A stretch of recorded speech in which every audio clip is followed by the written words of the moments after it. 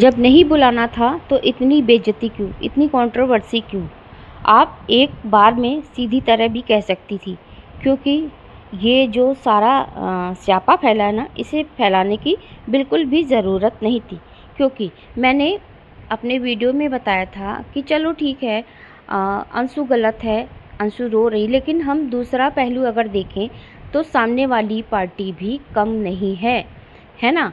और अंशु को क्यों ट्रोल किया जाए?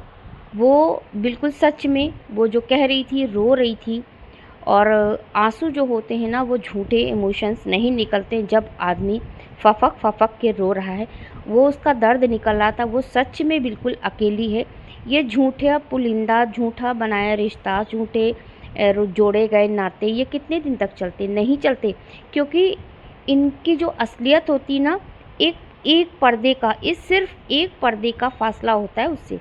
उसके पीछे तो वो दिल जान ही रहा है, वो लोग जान ही रहे हैं कि मैं इसका सगा नहीं हूँ। इसलिए छोटी सी आंधी से ही वो डगमगाने लगते हैं और असलियत बाहर आ जाती है। तो hello everyone, welcome back to my channel.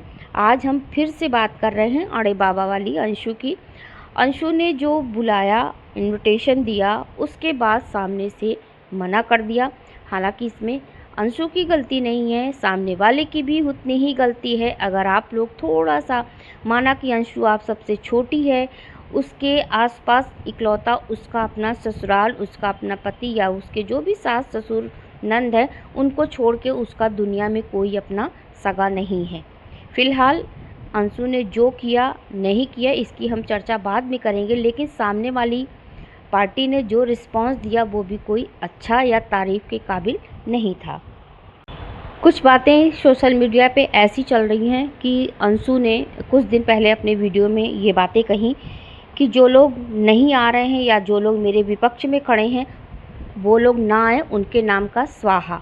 तो स्वाहा शब्द जो है ना, ये जब हम घर में अपने कोई भी पूजा पाठ या सत्यनारायण बाबा की कथा ही कराते हैं, भगवान की भी पूजा कराते हैं, जब लास्ट में जो हवन होता है ना, उसमें आहुति दी जाती है और हर मंत्र पे बोलना होता है स्वाहा।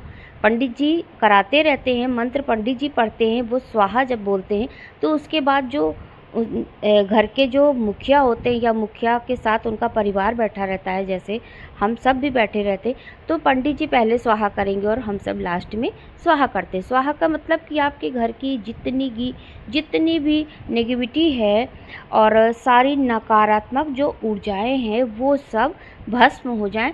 सिर्फ अच्छी वाइब्स रहे हमारे घर में और नेचुरल और पॉजिटिव वाइब्स रहे, भगवान का आशीर्वाद रहे, इसलिए कहा जाता है स्वाहा। अब स्वाहा की बात पे मैं आपको याद दिलाती हूँ, जब बेंगलोर में ये अप्सरा मॉम गई थी अपनी बेटी के साथ, सुचिता के साथ, तो यहाँ पे इन्होंने लाइव करी थी। लाइव में दोनों कह रही थी कि नहीं आना, नहीं जाना, या ऐसे लोगों का स्वाहा, घी डालो और स्वाहा कर दो ऐसे लोगों को। तो बात तो स्वाहा वाली वहाँ से पहले उठी है। तो आप ये दिमाग लगाओ कि पूरी तरह अंशु गलत नहीं है। हालांकि उसको ज़िंदगी का तजुर्बा नहीं है। शायद उसकी इस जगह उसके माँ बाप जिंदा होते, उसका भाई होता, तो कुछ न कुछ कहीं ना कहीं वो उसको रोकते, उसको अकल लगाते, समझाते। लेकिन क्या है ना कि जब आप हालात से परेशान हो जाते हो, हर तरफ से परेशान हो जाते हो ना, तो कितना भी सही इंसान होगा ना, वो फिर बदतमीजी पे उतर आता है। ऐसा नहीं है, बदतमीजी पे उतर आता है इसलिए क्योंकि वो खिसियाहट निकालता है, अपना फ्रस्ट्रेशन निकालता है। तो सेम यही अंशु के साथ हो रहा है। अगर सामने वाली पार्टी थोड़ी सी अपनी ये दिखाती ना कि हाँ कोई बात नहीं, चलो जाने दो, थोड़ी सी समझदारी दिखाती, थोड़ी सी। हालांकि सारे लोग बड़े हैं उससे, सारों के पास एक्सपीरियंस है, लेकिन अपने परिवार के लिए अप्सरा मॉम चाहे जो भी करती हूँ वो परफेक्ट लेडी है, मैंने अपने एक वीडियो में कहा भी। लेकिन दूसरों के लिए वो परफेक्ट नहीं बन पाई। क्यों नहीं बन पाई? हालांकि यहाँ उनकी कमी है, वो फ्लो में आके अपनी बेटी के साथ। लेकिन आप ये देखो कि जब बच्चे गलती करते हैं तो माँ बाप उनको सही रास्ता दिखाते हैं, उनको बताते हैं कि कहाँ तुमने प्लस किया, कहाँ तुमने माइनस किया। लेकिन नहीं, ये खुद कह रही हैं कि स्वाहा घी डालो और स्वाहा, तो यहाँ ये खुद गलत है। अगर आपको रिश्ता नहीं निभाना है तो हर चीज़ का ढिंढोरा, हर चीज़ का स्यापा या रायता इस सोशल मीडिया पे क्यों फैलाना? या तो फिर आप लोग एकदम से अपने को बेच दिए हो, बिक गए हो सिर्फ डॉलर के लिए कि हम जितनी बड़ी कंट्रोवर्सी करेंगे, जितना नंगा नाच यहाँ करेंगे, उतने व्यूज़ आएंगे और व्यूज़ के बाद तो आपको डॉलर मिलने ही हैं, वो तो कोई आपसे छीन नहीं सकता। तो या तो आप अपनी ज़िंदगी को तमाशा बना दिया है आप लोगों ने एक ब्लॉगर बन के, और या तो फिर आपने अपना दीन, ईमान, इज्जत सब कुछ बेच खाई है। अब ये तो आपका दिल जाने, आपका दिमाग जाने असलियत क्या बात है। तो जो लोग अंशु को गलत ठहरा रहे हैं ना, तो हम उनको नहीं मानते, क्योंकि मेरा ये कहना है कि जितनी अंशु गलत है कहीं, उससे ज़्यादा सामने वाली फैमिली भी गलत है। अगर हम अंशु का पिछला वीडियो उठा के देखें तो अंशु अपने वीडियो में ये कह रही है कि जिसको आप लोग समझ रहे हो मैंने उस फैमिली को भी बुलाया है। तो उधर से वीडियो पे वीडियो, मतलब इधर से बातें उधर से बातें, और मतलब वीडियो में जवाब सवाल चल ही रहा है। मेरा कहना ये है कि अंशु छोटी है, उसके पास अभी ज़िंदगी का कोई भी एक्सपीरियंस नहीं है, ठीक, लेकिन आप लोग के पास तो कम से कम एक्सपीरियंस है और सबके पास बहुत अच्छा खासा एक्सपीरियंस है। तो आता है अप्सरा मॉम जी का वीडियो और पूरी फैमिली उधर से पोक कर रही है, उसको उकसा रही है कि आप जवाब दो। तो अप्सरा मॉम जी अपने वीडियो में कह रही हैं कि नहीं बुलाना था तो इतना सब क्या करना, नहीं बुलाना था तो ये सब क्या करना, मैंने तो सोचा था कि कोई नहीं जाएगा, बच्चे नहीं जाएंगे तो हम सचिन के पापा को ही भेज देंगे, तो बाद में बच्चे मान ही जाएंगे।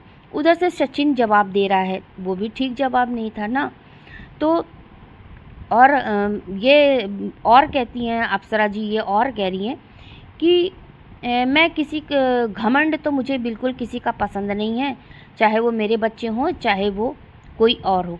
तो मतलब इनडायरेक्टली ताना तो यही मार रही हैं, ताना तो ये मार रही हैं। कम से कम आप तो ये समझो भाई आंटी जी, आप ये समझो कि उसको बिल्कुल तमीज़ नहीं है, जैसी भी है बिगड़ैल है, कुछ भी हो, हाँ, उसके पास समझाने वाला कोई इतने अच्छे से नहीं है, उसकी माँ नहीं है, उसकी फादर नहीं है, उसका भाई नहीं है, वो बिल्कुल हालात की मारी हुई थी। अगर वो कहीं गलती करे तो हम लोग मान भी सकते हैं कि चलो ठीक है, ना समझ है ना, लेकिन आप तो उम्र दराज हो, आपकी तो इतनी उम्र हो गई, आपके पास तो एक्सपीरियंस है।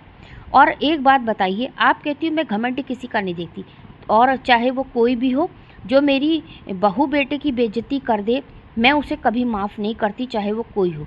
ये बताइए, जिस बेटे ने आपको कहीं का नहीं छोड़ा, आपको कहीं का नहीं छोड़ा, वो बेइज्जती कराई, वो परिवार की इज्जत दांव पे लग गई थी, तब आप जवाब नहीं दे पा रही थी, सिर्फ अपने घर को बचाने में लगी थी, ताम शाम दाम दंड भेद सब अपना रही थी, ठीक है ना। आज आपका सब कुछ सही हो गया तो आप अकड़ के ये बोल रही हो, तो पिछला समय भी तो याद करो। जीवन में ये जो रात आती है ना, ये हमेशा नहीं रहती, सवेरा भी आता है। तो वैसे ही वो भी बच्ची है, लड़की है, उसके पास अभी कुछ एक्सपीरियंस नहीं है और ज़िंदगी का कोई वो नहीं है। बाई चांस उसने अगर गलती से कुछ कह भी दिया तो आप लोग को साइलेंट रहना चाहिए था। आप ये सब काम पीछे से कर लेते, कैमरे के आगे ये जो आप कर रहे हो ना, ये बिल्कुल भी सही नहीं कहा जा सकता। आप लोग उकसा रहे हो उसको जवाब देने के लिए। तो जितना जवाब ये अप्सरा जी दे रही हैं, आंटी जी दे रही हैं, अगर ये मुंह बंद करके रहती और जाती या ना जाती, कोई देख नहीं रहा था, लेकिन अगर ये उसको परेशान ना करती, जवाब पे जवाब ना देती, तो कोई बात बिगड़ती नहीं। अंशु इनको कटारी लेकर या तलवार लेकर मारने नहीं आ रही थी, लेकिन आपने सब कुछ डाइजेस्ट किया। अपने बहू का तो मान लीजिए कुछ नहीं था, हाँ रंजना कभी कभी दिखती है ऐसे दूसरे मोड पे, लेकिन आपके दोनों बेटे ने आपकी बेइज्जती, वो भयंकर बेइज्जती कराई है ना, फिर भी आपने उनको अपनाया। क्यों? इसलिए कि आप उनकी सगी माँ हो, वो आपका खून है, आपने उन्हें पैदा किया है, तो आप उनको झट से अपना लोगी, ठीक है ना। लेकिन वहीं जहाँ जिसको एक बेटी माना था, गोद लिया था, उसको आपने एक झटके में हटा के फेंक दिया, क्योंकि वो आपकी गोद ली हुई बेटी थी, आपने उसका कन्यादान किया था, इसलिए क्योंकि वो आपका खून नहीं थी। आप ये सपोज आप ये करो कि जैसे उसका आज भाई जिंदा होता उसके आज माँ बाप जिंदा होते तो क्या उसके पीछे खड़े होके उसको सहारा ना देते, आपको जवाब ना देते? देते ना। खैर उसके माँ बाप भाई जिंदा होते तो आपकी ज़रूरत ही नहीं पड़ती वहाँ पे, फिर आप कहाँ की मान न मान मैं तेरा मेहमान, आप कहाँ थी तब? लेकिन आप इस तरीके की बात करके अपनी नासमझी दर्ज करा रही हैं, और अगर आप ट्रोल हो रही हैं ना तो इसी वजह से हो रही हैं।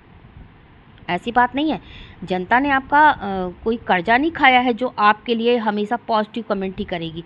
जहाँ आप गलत दिखोगी वहाँ नेगेटिव भी सुनने के लिए तैयार रहिए। तो आपकी यहाँ गलती है कि अगर वो नासमझी दिखा रही थी, वो बच्ची थी, तो आप लोग को थोड़ी सी समझदारी दिखानी चाहिए थी। और आपकी जैसी आप मुँह फट हो ना, वैसी ही आपकी बेटी है। जब उसे ट्रोल किया जाता है ना तो वो रिएक्शन चैनल वालों के पास फ़ोन करके समझौता करने आती है। मैं इसकी गवाह हूँ। वो आई थी, मेरे एक जानने वाले रिएक्शन चैनल वाले के बीच में आई थी, उस समय मैं भी फ़ोन पे थी, समझौता करने आई थी वो, समझी? तो जब आपकी कोई खींचने लगता है तो आप समझौते पे उतर आते हो, वरना आप वो करने से बाज नहीं आते हो। सो फ्रेंड, वीडियो को एंड करती हूँ। वीडियो कैसा लगा आप अपना ओपिनियन दीजिएगा। वीडियो पसंद आए लाइक, और मेरे चैनल पर अगर नए हैं तो सब्सक्राइब जरूर कीजिएगा। Thanks for watching.